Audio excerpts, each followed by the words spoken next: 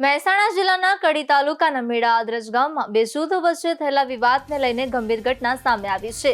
પ્રાપ્ત માહિતી મુજબ રાત્રે આશરે 12 વાગ્યાથી 1 વાગ્યાની વચ્ચે બંને પક્ષો વચ્ચે સમાધાન થઈ ગયું હોવાનું જણાવવામાં આવે છે। જોકે ત્યારબાદ બીજા દિવસે બપોરે આશરે 2:30 થી 3 વાગ્યાના ગાળામાં ફરીથી તણાવ સર્જાયો હતો।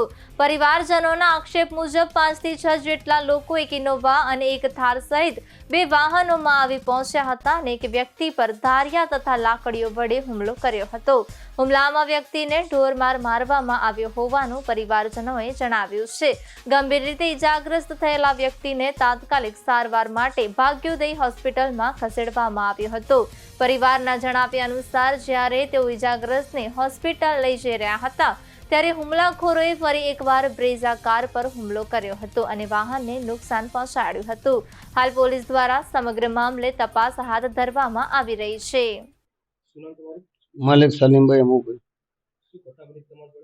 મારે જો મારી ઓફિસે બેઠો હતો અને ટ્રેક્ટર રિપેરિંગ કરતો હતો અને એ લોકો આવી મારા પર હુમલો કર્યો।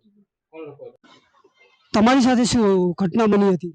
અમે રાત્રે 8 વાગતાના થોડ જમવા જતા હતા અને અમારો આગળ ઇનોવા ક્રિસ્ટા આડી કરીને અમારા પર લાકડી વડે હુમલો કરી દીધો। અમારો જીવ બચાવવા માટે અમે બાવળુ પોલીસ સ્ટેશન ગયા, ત્યાં કોઈ પોલીસ નથી તો પછી અમે 2 ગાડી રિટર્ન કરી અને આદરેજ પાછા આવી ગયા। શું ઘટના બની હતી અને આખો મામલો શું હતો?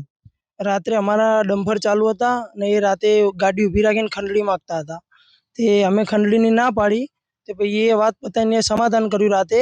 એ દિવસે શુક્રવાર હતો, બધા નમાજ પડવા ગયા। મારા મામા નમાજ પડીને ઓફિસે આવ્યા હતા। ઓફિસે આવ્યા એટલે મારા મામા એકલા હતા। તે પછી એ ઇનોવાન થાર લઈને આવ્યા, અંદરથી ધારિયાની લાકડી લઈને સીધા હુમલો કરી દીધો, સીધો પગનો હાથ ઉપર।